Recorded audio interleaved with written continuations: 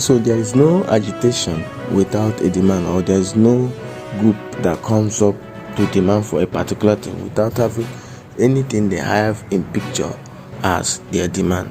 So Nnamdi Kanu's 2017 8 demands have now been revealed. These 8 demands, he made it known to South 8 governors, which they did not even relate it to the federal government. The family of Nnamdi Kanu, as his trials will again begin today, has revealed that Nnamdi Kanu's 8 demands from the federal government was hid by the South 8 governors. They failed to share his demands with the federal government. The family of Nnamdi Kanu, the leader of the proscribed Indigenous Peoples of Biafra, has accused Southeast governors of failing to present the 8-point demands of their son from their 2017 meeting to the federal government. Spokesman for the family, Prince Emmanuel Kanu, made this claim in Umuahia on Wednesday. He went on to reveal the demands which were made when Kanu met with South 8 governors and Ohanaeze Ndigbo leaders in Enugu State shortly before the September 2017 military raid on his Umuahia family home, as reported by Vanguard. The demand includes the number 1 demand of Nnamdi Kanu from the federal government is making Enugu International Airport a grade 1 airport so that passengers can fly in without stopovers in Lagos or Abuja. If you have actually traveled outside of the country, maybe you stay in UK, US, any European country or any country, let's say Asia or even Middle East, and you are booking a flight from such place to Enugu, you in fact you could spend huge amount of money, and it will be lesser if you are flying to Lagos. So why can't we be flying? Why can't the Easterners be flying from wherever they travel to their own region? You first of all have a stopover in Lagos or in Abuja before you now start moving to your own state in the east. So that demand is in order. The second one is dredging of River Niger. These are same demands. The third demand is upgrading Owerri Airport, Imo Airport, to a functional cargo airport. The Imo Airport, they have a lot of land, but even a local airport is even an understatement. Is even an overstatement if you call Imo Airport a local airport. It's not in order. It's not even in order. It's not well equipped to call it a local airport. So the lack of facilities and all of that. So Imo Airport should be upgraded to international airport. The only international airport in the whole of the East is Imo Airport. How many states in the East? 5 states. Only one that's an international airport is just the one in Enugu. Then the third one is operating Port Harcourt and Calabar seaports at full capacity. Why must importers have to go to Lagos to receive their goods? Why can't Calabar and Port Harcourt seaports be operating at full capacity? These are one of the demands of Nnamdi Kanu. And if you are from this south east or south zone, you see reasons why you should also accept these demands. These demands should be met. The 5th demand is revival of moribund industries in the southeast and south to provide job opportunities. There is no well-functioning industry in the south. In Lagos, how many industries are in Lagos? Adamawa, so many of these places. Why can't we have at least up to 20 industries in the east?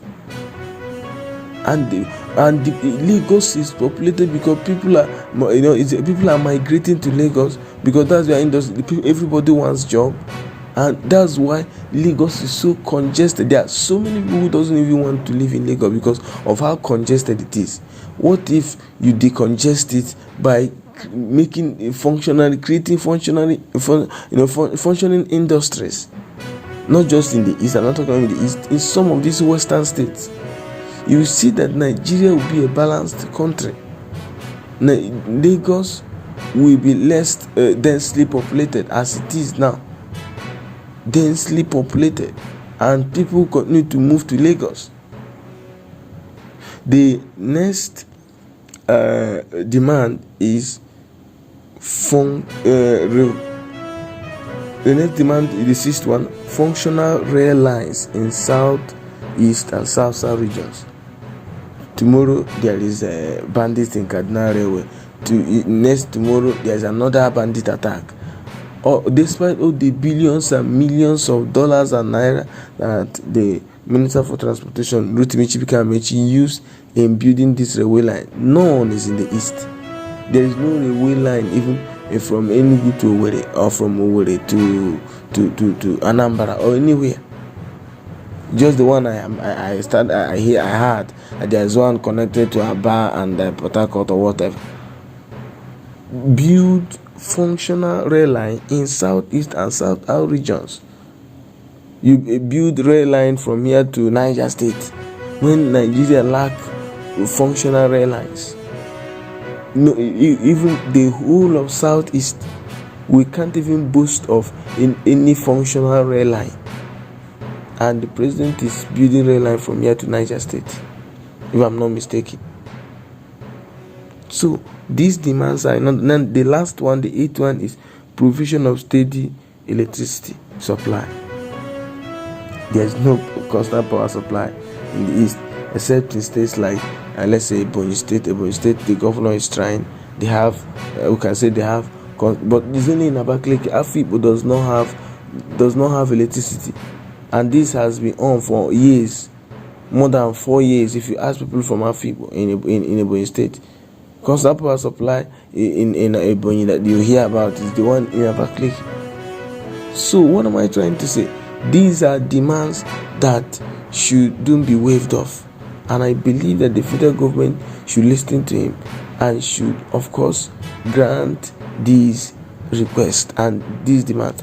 And for it to be done, it has to be, done through a leader who understands development, a leader who knows what it takes to develop a country, a leader who knows what it takes to run a country, and who understands the art of economic management, who understands the art of improving the economy of a country, not the current administration we have now.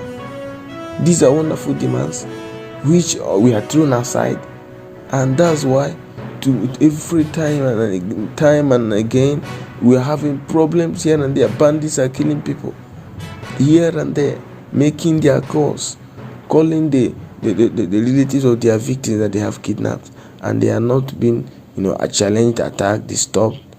Day after day they are blocking roads. They operate in broad daylight, and nothing is done to them. So I think that now that Nnamdi Kanu, spokesman, has revealed his 8-point demands on the federal government, which the South 8 governors refused to relate it to the federal government. By now they should have known why he is agitating for a referendum or he's calling for IPOB. Thank you guys.